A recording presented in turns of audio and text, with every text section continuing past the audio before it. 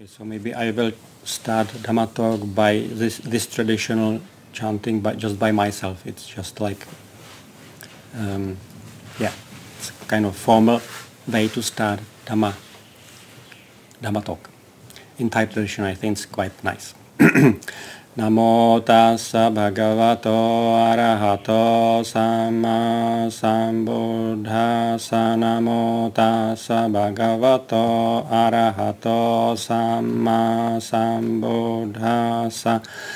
Namo tassa bhagavato arahato samma sambuddhassa. Buddhang dhammang sanghang namassami.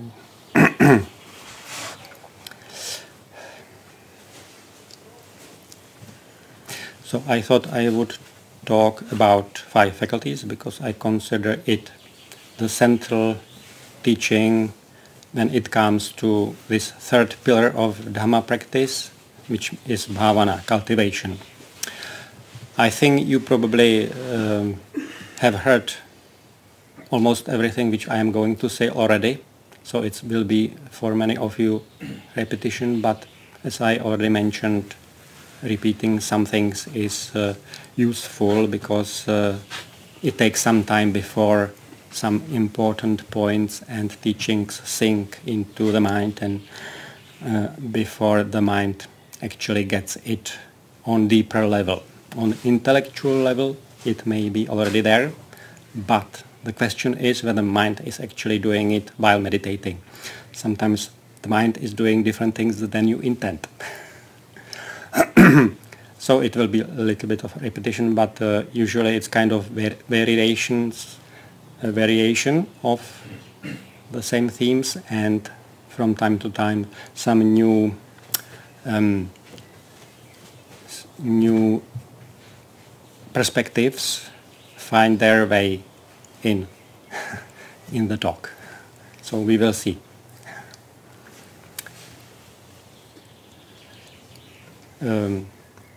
As I see it now, it quite surprises me how simple the principle of the practice is, and I don't understand why it took so long for me to understand it. It's really very simple. And all of it is basically about reprogramming the mind, developing wholesome habits and overcoming unwholesome habits.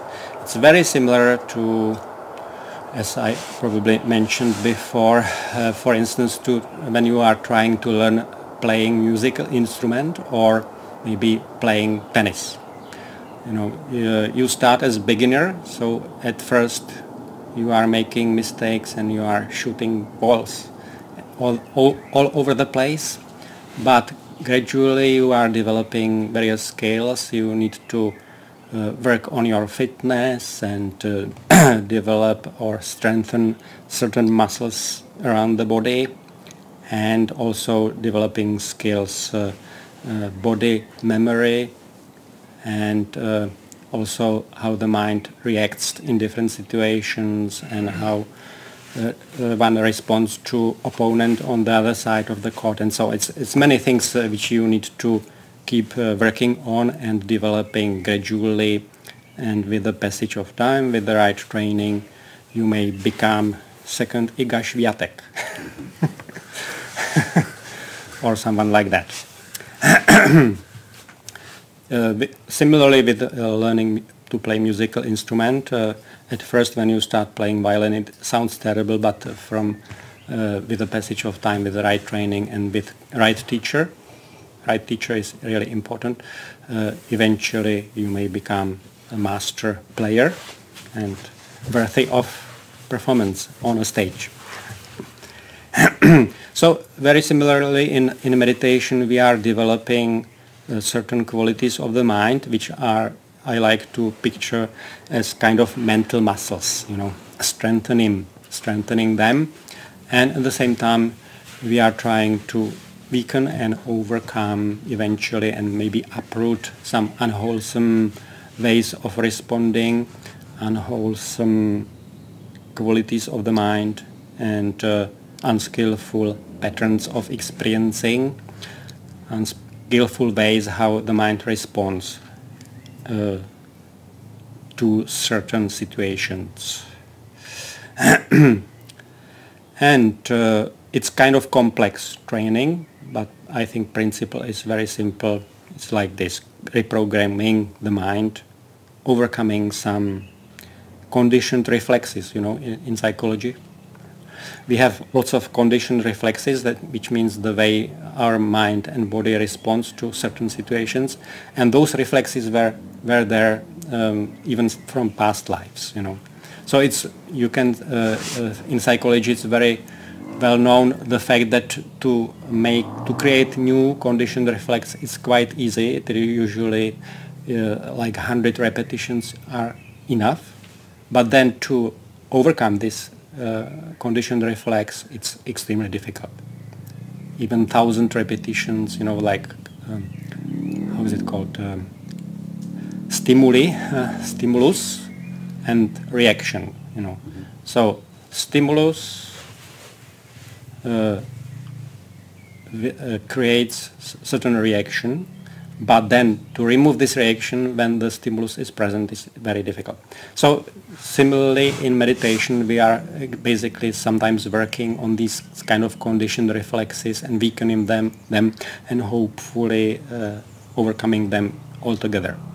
For instance, reaction to respond to pleasurable object with craving. Right? That's kind of conditioned reflex which went on in the past since infinity, basically, infinitely. That is why we keep being reborn, because the mind, this conditioned reflex is there, and this whole path is basically about how to remove this conditioned reflex from the mind. So what we need to see is Four Noble Truths and so on, the rest of the teaching. So within this training that we call bhavana or cultivation, the focus is those 5 faculties which I already mentioned and which I hope to explain in a little bit more detail today, tonight. So Buddha usually mentions these 5 faculties in the standard order, so I am going to do that as well. He starts with saddha, usually translated as faith, or it can be also viewed as trust or confidence. Now, you already have this faculty there because otherwise you would not be here. You know, so it starts with someone hearing teaching like this, and that person either acquires confidence or faith or not. If he or she doesn't, then she or he goes away and never comes back. So no problem. Or it makes sense to the person, so the person starts to be more interested and maybe starts coming to meetings like that, like this, and so it goes on. So that is how it starts. So that is why the Buddha mentions this faculty, I think, the first, and this faculty then grows naturally with the ongoing practice. You know, if a person keeps meditating and it starts all working, and one sees some kind of progress and how it makes all sense and so on, then this faculty naturally grows. We are not doing anything directly to grow it, you know, to kind of strengthen it, even though we can actually like do things like studying Buddha's teachings and engaging in discussions with others, with teachers and so on, and this kind of activity also tends to help this faculty to grow. Why this faculty is there, you probably know that if one has a lack of confidence, lack of faith is in something, that it's extremely unlikely to succeed in that, right? Like tennis players, if you have lots of doubts before a match about yourself, then you are pretty much done. You cannot win. You have to really believe that you can win. at first.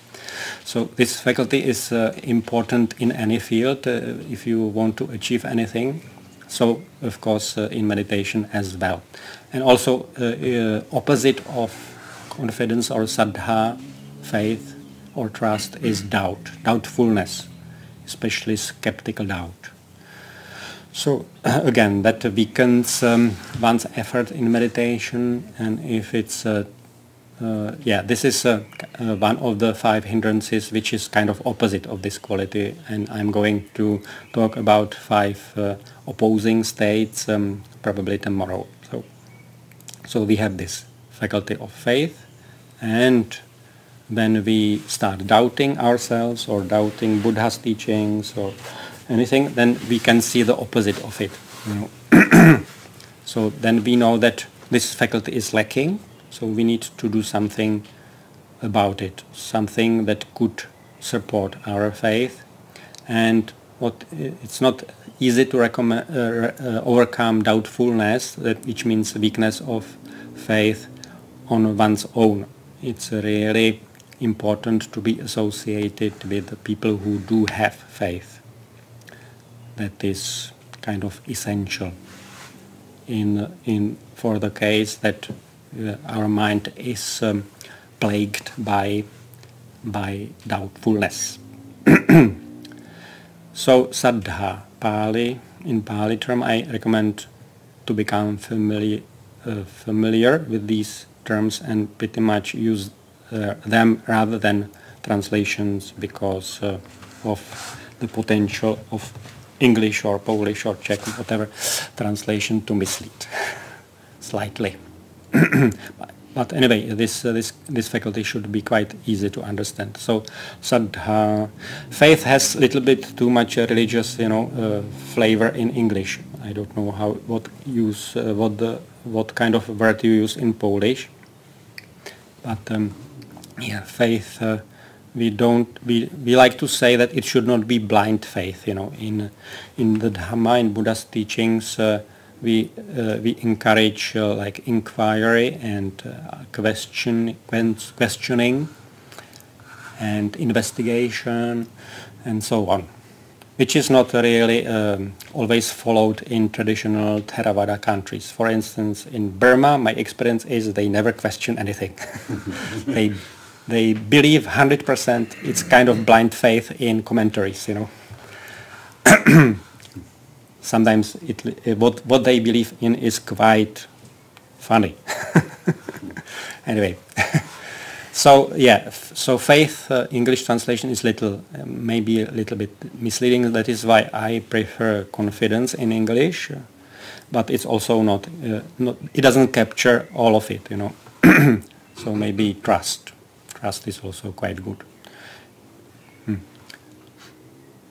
Yeah, so saddha. Do you remember saddha? Saddha. Okay, Saddha. good. Can you say that this is something that just arises when you're not having doubts? I would say it is there when you are not having doubts. But yeah.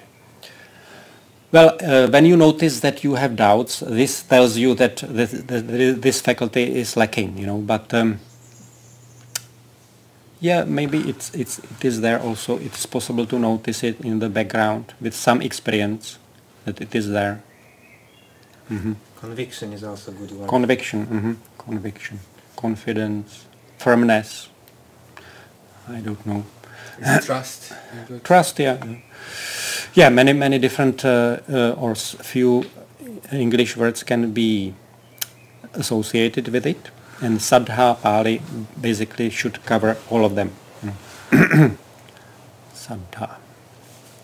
Okay, so second quality or mental muscle that Buddha mentions in this area is virya. So it's kind of logical, when a person hears Buddha's teachings, either from the Buddha or from someone who knows them and acquires faith, then kind of natural result is to start making some kind of effort to follow those teachings. So I think it's quite natural to mention this quality second, virya, effort.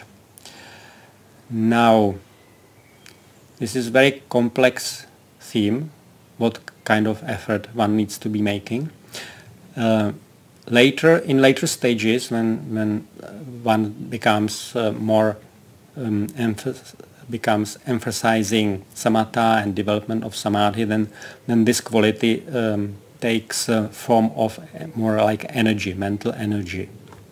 So it's kind of duality. At first, in lower stages, it's best to translate it as effort, but later it's energy. Now, effort.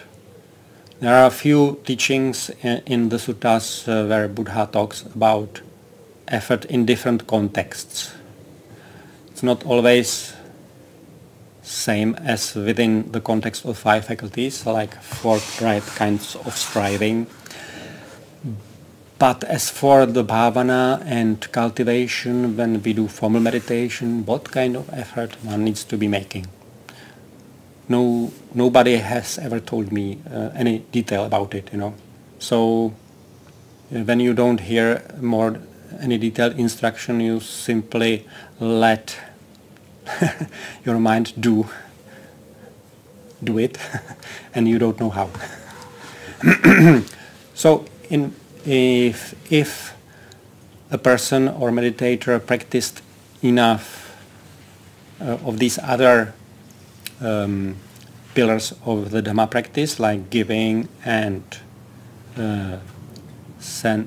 self-control, maintaining 5 precepts, purification of virtue, but mostly this giving. I believe now that with a sufficient practice of giving, when a person comes to do actually this formal meditation and cultivation, then the mind knows by itself what kind of effort it should be. That it is effort basically to let go. Also, I like the phrase effort to relax. It's kind of paradoxical, right? It would seem that relaxing is actually like letting go of effort. So yeah, it's a kind of mental effort to mentally relax, to let go of things, of garbage, mental garbage, and let go of habits, let go of craving, and simply rest in contentment and just being fully aware of whatever there is in the body and mind. Letting go. So effort should be directed mostly towards letting go, but how? How to? It's not easy at all. And I personally believe that the importance of this giving is mostly, or one of the reasons why it is important is that through this kind of simple act of giving away, physical act, in the background, the right tendency of the mind is basically developed without us even knowing about it. So once the person is kind of chronic giver or well-established giver, and there is when he or she comes to meditate, the right effort is there without them even being able to describe it, what it is. So after many years, I developed my own instruction regarding effort, and that's what I already mentioned here. I think also besides effort to let go, which is not easy to discover what it is actually, how to let go. You cannot. Letting go feels like letting go of effort as well. So yeah. So I think what I teach myself and others also now is mainly effort should be directed towards keeping in mind to be present. So that's the following faculty. Once we have confidence, faith enough to actually start practicing, maybe sometimes also meditating, then we make effort to develop this very beautiful and central quality of presence. So that's following quality, which is called sati in original Pali language. Sati, or in Sanskrit smrti, which means memory. Kind of strange, again. Why Buddha called it memory? In English, some scholars about 120 years ago came up with this term mindfulness, which is surprisingly good, considering that it was invented by scholars who didn't have much practice themselves, and actually in those first decades it was considered a kind of virtue to not have anything to do with Buddha's teaching, you know, to study it objectively as kind of academic pursuit, you know. So to be able to be objective, like a true academic, true scientist, you should not have anything to do like personally with it, you know. So that is how this term was invented, and it was really lucky that they came up with something which is not misleading. It's kind of vague, so that can be both advantage and disadvantage, but advantage is that because it is vague, it is not misleading. But how it happens when a meditator comes to meditation and hears this term for the first time, how do they deal with it? You know, I think different people are different. Some of them, without reflecting much about it, they come to grasp first idea that comes regarding this term, and then they hold it and never kind of reflect whether this first idea was correct or not. So sometimes they can also misunderstand this quality. In my case, because I started practicing while using Czech translations, I sort of knew from the beginning that I must not settle with the first idea of what this quality is, and that I must investigate and play around with it and try to discover this quality without mediation of a word, whether Czech or English or anything. And that took quite a few years before I could see these qualities directly. And then another, I think, better English translation came to me, which is presence, which is what I use nowadays mostly. So presence. Later I was delighted to discover that another teacher is also using basically only presence. He never uses the word mindfulness in English, but he keeps talking about presence all the time. He even wrote a famous book called Power of Now. Have you heard about it? Power of Now. So it's Eckhart Tolle, German teacher who doesn't identify his teachings as Buddhism or Dhamma or anything, but he keeps talking about or mentions Buddha quite often in his talks when he speaks to a limited audience. So this kind of told me that I was correct. But of course, presence as a word also doesn't capture all of the meaning of this term sati. So it's still better to use the original Pali term sati. I also suggested to invent new word in Czech, sativost, in Polish sativošť, right? Or something like that.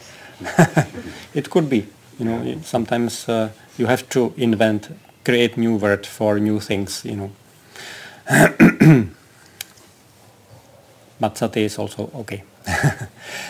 So what one needs to do is actually to be clear about what it is. It's not very often explained in enough detail, but how I like to explain it is simply to apply it at this present situation. So what I can do on my side is while I am talking, I can keep talking as I would do usually, but if I remember, I can also establish this clear knowledge of the fact that I'm talking.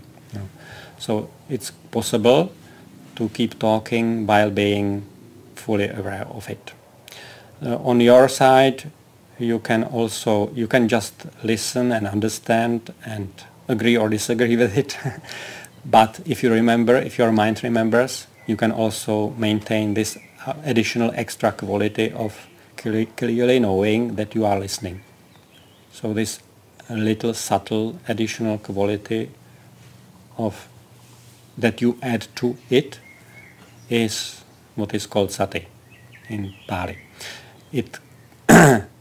And investigation why it is called sati or memory, that's also quite interesting, because it has a lot to do with the memory, but it's kind of special kind of memory. First of all, to maintain this quality, we need to keep in mind to be present. So this keeping in mind is aspect of memory, but it's a kind of memory which is actualized.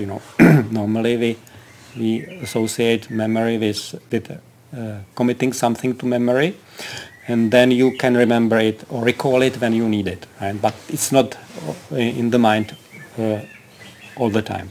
It's somewhere saved on the hard disk, and when you need it, like the phone number, you recall it. So that's what is normally called committing to memory. But you can imagine, what if you try to keep phone number in the mind, like continuously all the time? So it's like strange kind of memory. I think it's better expressed in English by this phrase, keeping in mind. Keeping in mind to be present. And that is where we direct effort when we are trying to encourage this quality in the mind, and when we are trying to allow it to grow.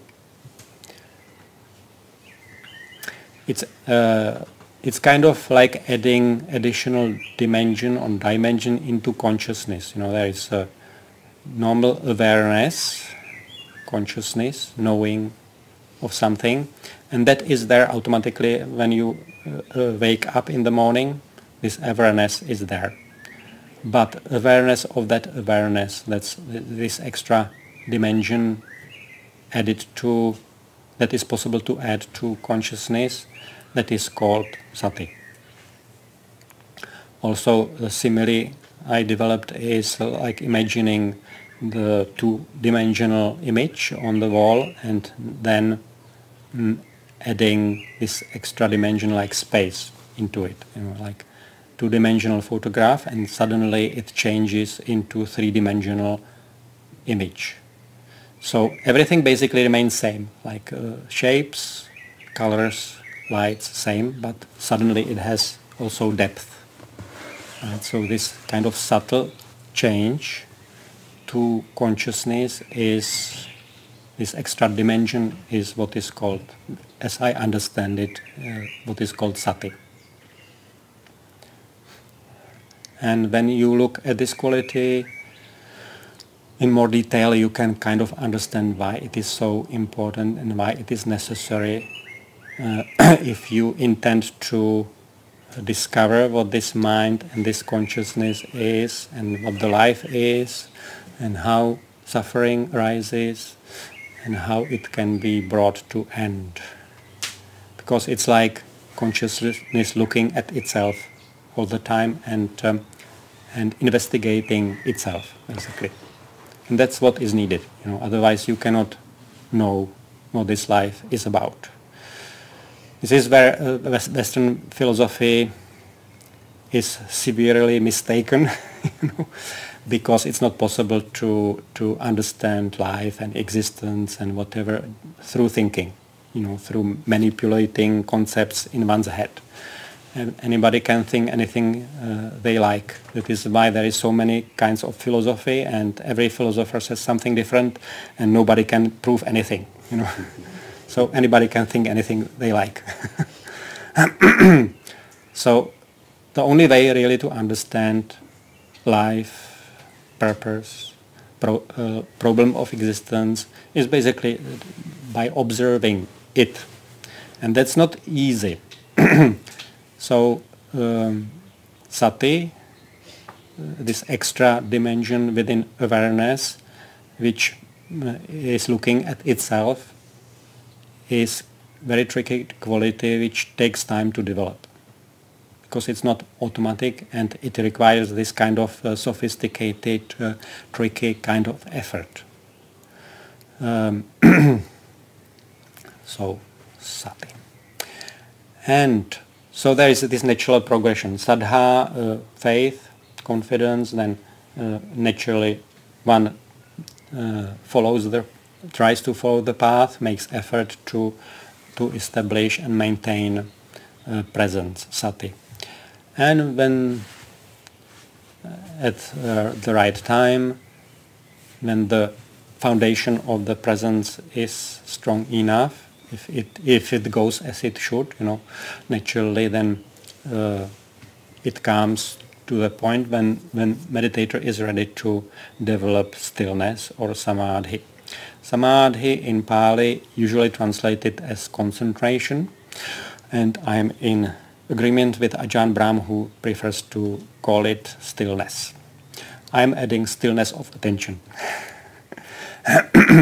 When the presence is there, so the mind is quite accustomed to know about itself and to know about what it is doing in the present moment. That is very simple to maintain or still attention with just one object, because when presence is there, you can see very quickly when the mind tends to stray away. When the attention starts moving away from chosen object like breath, and it's very easy to stop it. So in this way there is only very slight movement of attention around the chosen meditation object, and when you maintain it in a relaxed way, and if even kind of happiness rises there, it becomes easier and easier, and eventually this stillness grows to a sufficient degree to qualify as maybe jhana, or at least samma samadhi. And when there is enough stillness, then it's easy for the mind to settle attention to whatever object you want to investigate within the mind, and also clarity of vision grows with the growth of samadhi. The mental energy also grows, and then the mind is kind of equipped to see more and more clearly what is going on in the mind, in the heart, how all different mental factors work together, how the mind, where the mind gets attached to things, where it grasps at things, how this grasping and craving, how they distort perception, and so on. So as a result of it, also this fifth faculty quite naturally grows as a kind of tree of knowledge. And this quality is called panya, sometimes translated as wisdom, and also I like discernment, because the initial point of development of this faculty of discernment on panya is when you learn to differentiate what sati is, and when there is sati present in the mind and when there is not. So that is where discernment, development of the discernment starts, when you understand clearly what the sati is and what it is not. The second milestone in the development of discernment is when you can see clearly what the right effort is and what it is not. So this is where it starts, but there are many different other things which one needs to discern gradually. So this is development of this fifth faculty or fifth mental quality, the ability to see subtle things within the mind and heart, and clearly understand various relations and causal links in between them.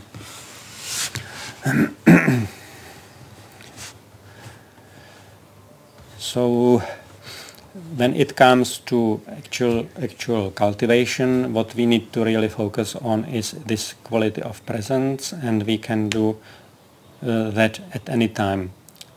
That is one of the advantages of meditation when compared to other fields of endeavor. You know, like you cannot play tennis at any time of the day. You cannot also play musical instrument at any time of the day. You have to always take time and to make time for it, you know, and to just do that. But advantage of meditation is that you can actually cultivate this quality of presence at any time.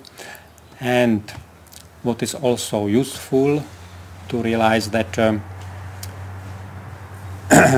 one needs to define what one needs to achieve, or what one needs to aim at. I had been making mistake of thinking that I need to be present or mindful, whatever, continuously. You know, so I made effort to be continuously mindful or present. Now this continuity is important, but we cannot achieve it through by just deciding, you know, to be continuously mindful. Because this continuity is also like a plant. It grows with the time and with the making right effort, but one cannot achieve that through like deciding. Just I will do it. I tried when I was in, I think it was in 2007 when I was staying alone in the forest. I remember, I mentioned this before here sometimes. I became once again dissatisfied with the continuity of my mindfulness, so I decided now I will really try. So I exercised heroic willpower and I managed to be continuously mindful about 90% of the time, but only for one day. And the following day, the practice completely fell apart, and I was not able to basically focus on anything. Really, extreme restlessness, which is what happens, you know, when you exercise too much willpower, too much effort, then the result is restlessness. In my case, it was such an extreme that for about 3 days I was not able basically to meditate at all. You know. So this is what happens when you have a kind of wrong idea about how to achieve actually continuity of mindfulness. So the definition of the goal, what you try to do in meditation, is basically whenever you remember, whenever the mind remembers. You know, it's not you who remembers. Whenever you remember during the day, at any time, whenever you remember, this moment of remembering is already presence. You know, once the mind remembers, the presence is there. And from that point, you need to kind of determine, okay, now I am present, I remembered, so now I will pay full attention to what I am doing. You know, I will be fully with what I am doing in this present moment. And you need to do this anytime the mind remembers. Losing the path is when the mind remembers and you think, I'm hopeless. You know, I haven't been mindful for so long, and only now after 1 hour or I don't know, 3 hours, 5 hours, oh, now I remembered. It's hopeless. I will not practice now. I will wait until I have time for formal meditation. So this is mistake. You know, mistake is not when there is lapse of mindfulness, because that cannot be prevented. Only Arahat is fully mindful all the time. So it's like goal. Complete continuity is only possible for Arahat, and because we are not Arahats probably yet, it's impossible to be mindful continuously. You know.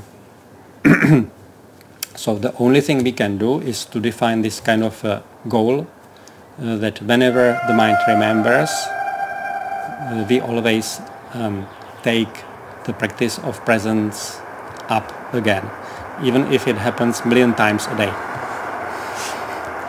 That's the principle, you know, of the practice of presence. Even though the goal is to be mindful continuously. We cannot achieve it directly through our own decision. We just need to keep adding moments or little minutes of mindfulness, and with the continued practice, with the time, mind tends to naturally remember more quickly after it forgot. The moments of or periods of forgetfulness becomes shorter and shorter, and periods of established presence naturally lengthen, and they also become more frequent. So this is kind of process of growth of this faculty. So that will be enough for today. Can you please repeat the five faculties in Pali? Saddha, Virya, Sati, Samadhi, Panya. It's good to learn this, so that you can recite it like this anytime when you are woken up, and someone asks you 5 faculties in Pali, you can repeat it automatically without thinking about it. So it should be learned like this, rote learning. Saddha, Virya, Sati, Samadhi, Panya. When I am talking about it, I usually have to, when I want to remember these faculties, I first have to say it in Pali before I can recall the English or Czech translations. So Saddha, Virya, Sati, Samadhi, Panya. I actually tried to make like little table with them written in nice way, but I didn't manage. So I think I will finish it tonight, and tomorrow I will project it here, so you will see them. Saddha, Virya, Sati, Samadhi, Panya.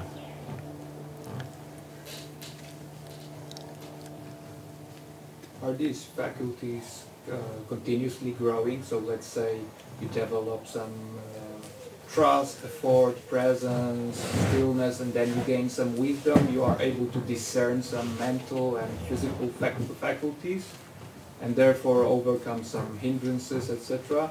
And then, for example, your trust grows. Mm-hmm. Is it like this? Yeah. These faculties are conditioning each other and supporting each other. The central among them is sati, presence. So I like to visualize them like triangle. Sati is at the top, and then there is virya and samadhi, and then there is saddha and panya. So saddha, virya, sati, samadhi, panya. Sati kind of oversees all of them, and there is this causal chain. First saddha, then you make effort to be present, and when the presence is well established, then it is easy to still the mind, and when the mind is still, panya is more easy to develop. But they are like conditioning. There are different ways of conditioning, among them. So yeah, but once the panya starts growing, it also starts seeing how to help the growth of the other faculties, and eventually when the discernment or panya or wisdom is strong enough that person attains those stage of enlightenment like stream entry, then it is said that saddha is fully established and it can never be lost, like faith in Buddha's teachings, because the mind sees the truth. So from that point, I think this actually means that doubt is basically permanently overcome, in such a person. So there is like backwards causal link there. Yeah. And also discernment is needed for the effort to be gradually more and more skillful.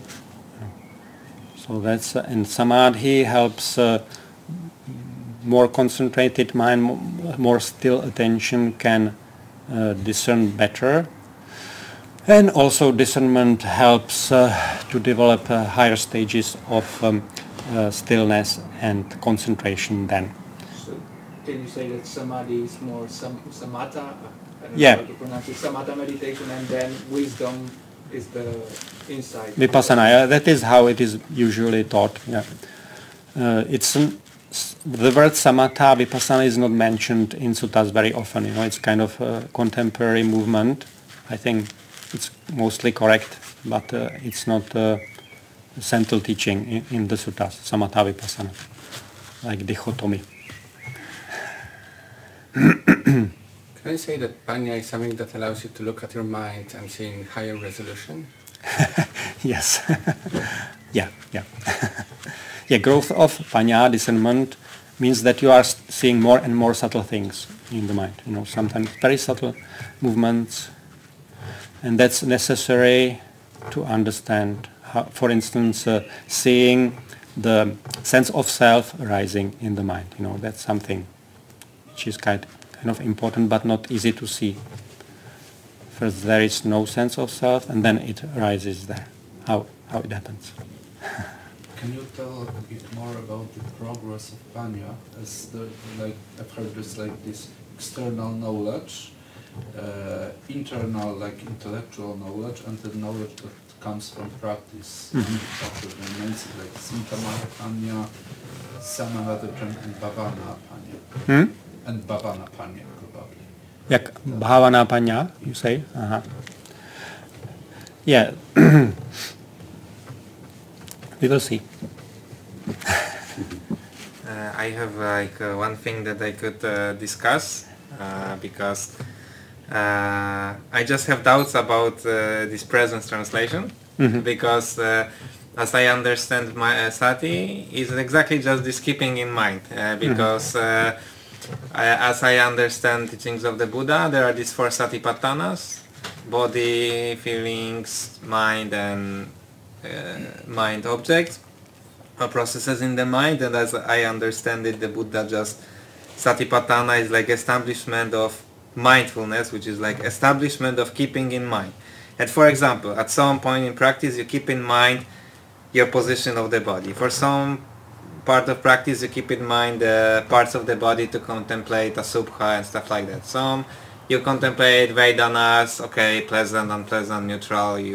Then you observe the mind, okay, mind with greed, mind without greed, stuff like that. And then Dhammas, which is I think most important, because then you can see how right effort, for example, through giving, as you said, when you give, you see cause and effect.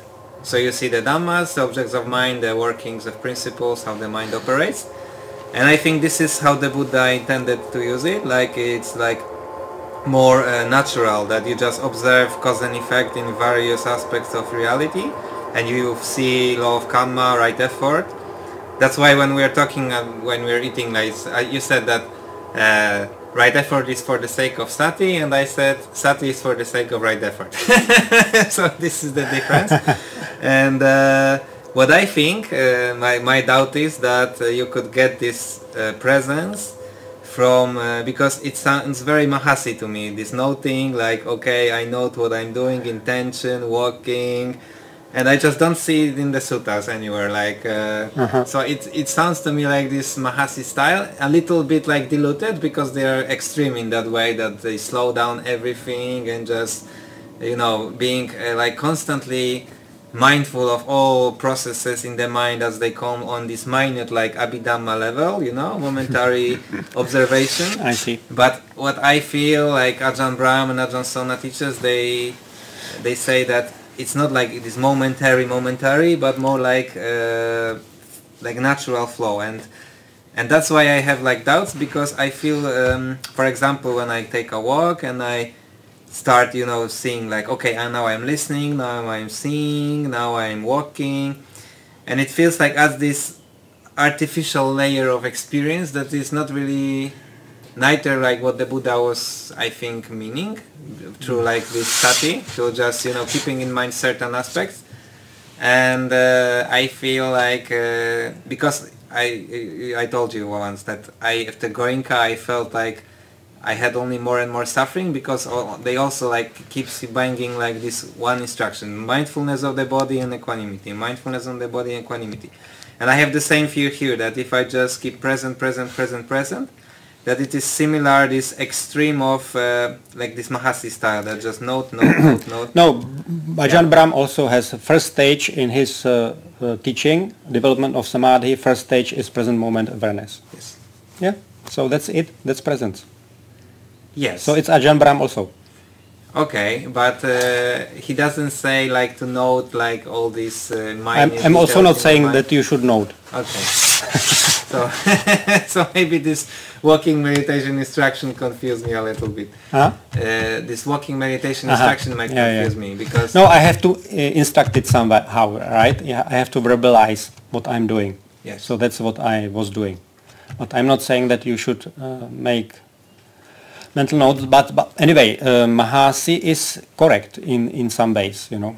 It's actually correct. I understand why they came up with this labeling and so on. I think it's correct.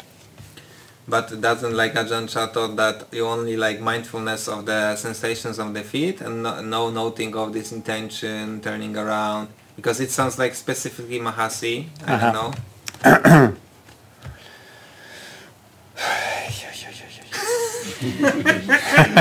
Ajahn Chah, in Thai tradition, they are not used to give any details. You know, basically they let everybody meditate on their own. Okay. Know? So they don't give any detailed instructions. As for the intention, instructing intention, well, it's important. You know, at some stage in the meditation, the mind by itself starts noticing intentions before any action of the body. So this what I was doing here was like kind of attempt to lead meditators who are ready for it, you know, to lead in that direction. But if you don't like it, just forget about it. Forget about it. Okay, well, it's just... I agree with you that it's good for some time to notice how all these minute details of the mind operates. I'm just not sure if it's healthy for all people to develop it to an extreme level, because I think, it has to be performed in balance, you know. So these 5 faculties have to go together. If something goes out of balance in meditation, then that's what is happening, what you describe, you know, what your experience with Goenka. It's also in Mahasi, you know, if something goes wrong in meditation, so which means it's not all the qualities that should be there are present. You simply overemphasize at some point one-sidedly one thing in meditation, and then you lose balance, and then suffering may increase and so on. So this is kind of warning sign, you know, for everybody. There are dangers on the Dhamma path, on the path of discovery of the essence of existence, you know. There are dangers there. You should know about it. So whenever there is, it feels like the meditation is going in a wrong direction, or it's getting out of balance, it's basically good to stop and take it easy, you know, maybe stop meditating for a while and try to go back to balance. This happens, yeah. For me to fully understand the issue here, so what you're talking about is the balance between kind of controlled meditation, where you're labeling, where you're, you know, trying to discern some things intellectually, and that kind of natural meditation where you're, let's say, going with the flow, like being in the present moment because the obstacles are not here, the hindrances are not here, and you're just being here, instead of noticing, okay, I'm left foot, left foot, like a soldier. And what do you think about this? Because I prefer being in that state of mind where I don't have to note, where I don't have to control my meditation. But sometimes my mind doesn't let me to be in that state, and then I feel that I need to use kind of tool to, I don't know, count my breaths or note something intentionally, and then it kind of warms up and it becomes natural, and then I can let it go and just observe my breath without discerning. Yeah, you should be aware of the fact that a teacher cannot tell you all the details. You have to discover many things for yourself, you know. So one also needs to rely on one's own feelings and instincts, you know. Yeah, so it's very kind of tricky.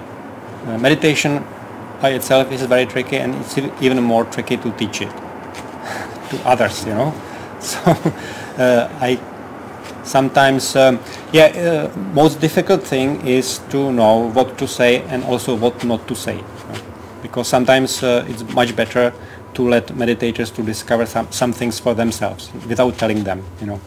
But how to gauge, you know, what to say and where to stop, you know, it's very tricky. So yes, you should know that all teachers nowadays have their limitations. Only Buddha was the highest possible teacher, but you could also say that he himself also made mistakes, you know. So, for example, he was not able to teach effectively Devadatta, you know. Devadatta completely lost it, even though he had perfect teacher at his disposal, you know. Or sometimes, you know, this case where many monks committed suicide, you know, that could also be seen as Buddha's mistake.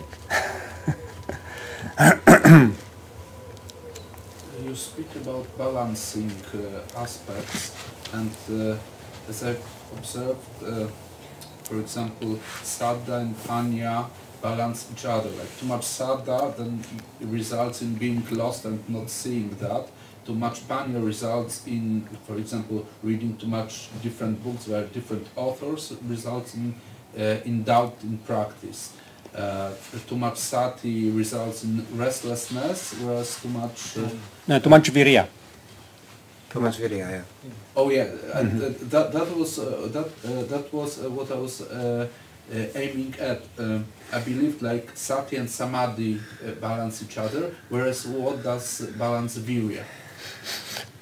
But sati... No, it's usually described as virya and samadhi balance each other, you know. So when you have too much samadhi and not enough energy, then you start falling asleep sometimes. When you have too much energy and not enough stillness, then there is restlessness. I don't think that it is possible to have too much sati. All right.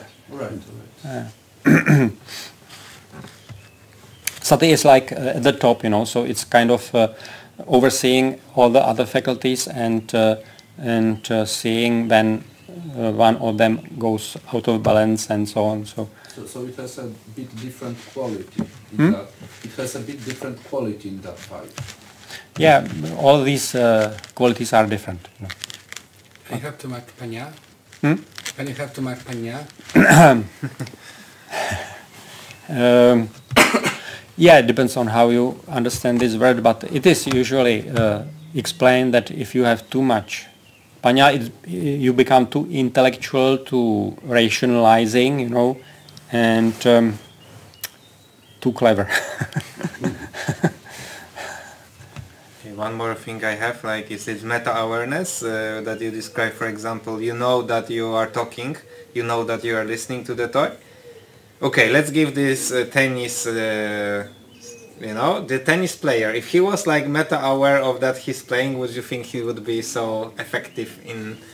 Because I think the other thing is like the state of flow in psychology, that you are so immersed in something that you don't even know that you are doing it. And I wonder if samadhi is more like what you're saying, like this meta-awareness, constant meta-awareness of the process, or quite the opposite, it's just complete immersion in the process so much that you are like, you know.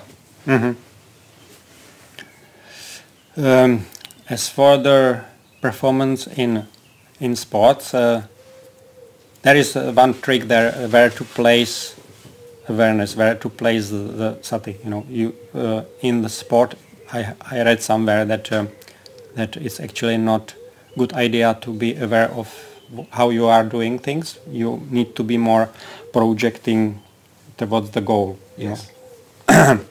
So that's something different.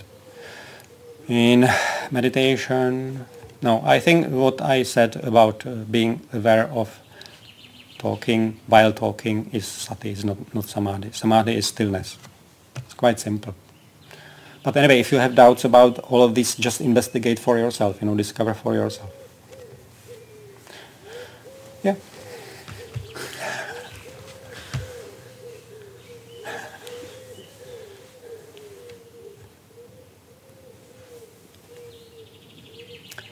Yeah, as I said, I see sati as like adding one extra layer of awareness to it, So that's basically the only way to actually gradually developing knowledge of what it is to be aware, to exist. And also eventually to understand how it happens that consciousness continues after death. What is to see the quality which propels it into another life and another life and another life. And then when you see this quality, you can also see the conditions for it and how to remove them, how to achieve cessation of the round. So you mean that this training of presence is useful because later you can that's the only way. The tool to later observe the mind so thoroughly that you can see this process of dependent origination. And, yeah, it's the only way basically for consciousness to know itself. To look at itself in the present moment. And why it is important for it to be in the present moment, because only the present experience is fresh and is not tainted by process of forgetting. So that is why presence is important, because it's fresh. Just remembering something in the past is always, the longer it is, longer the distance, time, passage of time is, the more it is affected by the process of forgetting. The sati is always self-reflexive for the mind, right? So yeah, it is a reflection. Of the mind looking at itself. And ideally it's mind in this present moment looking just one moment back, But if it is like 2 moments back or 3 moments back, it's still okay, because the time is not long enough for process of forgetting to affect it too much. You've described this is very technical, I would, Virya as first effort, then energy. No, it's both. It's well, you've broken it down, depending on where you place it. And then you've said, like, basically it's the effort towards something that can be called effortlessness. Effort towards relaxing. Yeah. So can we think about Virya more as a perseverance, for example? Like, instead of like, I imagine like effort being like a 100-meter dash, whereas perseverance is running a marathon. And I think marathon makes you like conserve your energy, conserve your strength, and not overdo it. Well, yeah, I think you could see it that way also.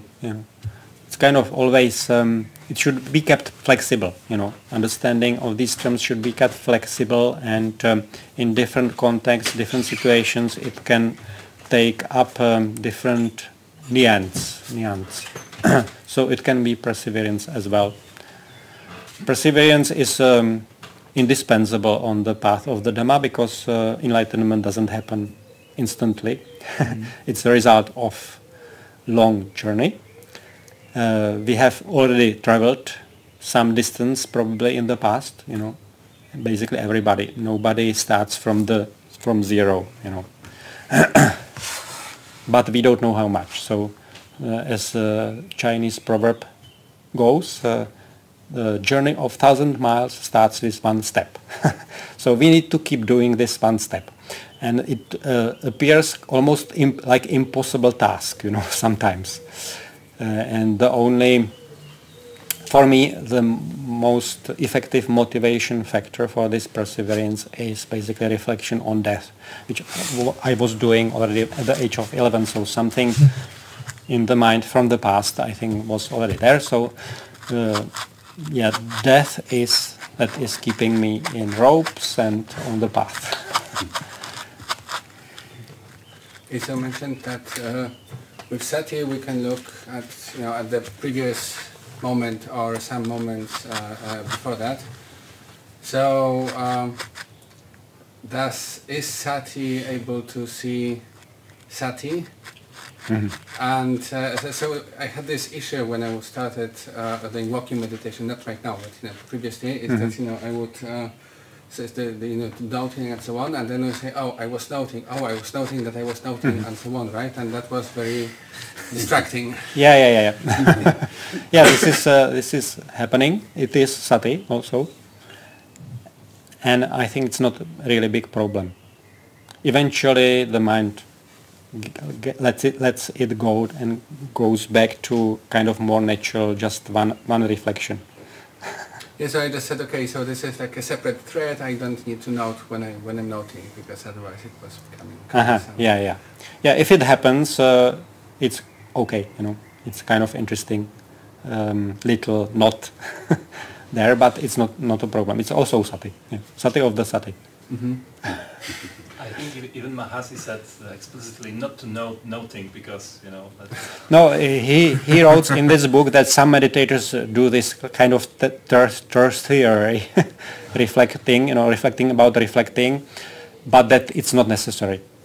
He says. So it can happen. I think it's also sign of inclination or kind of people who are very intellectual.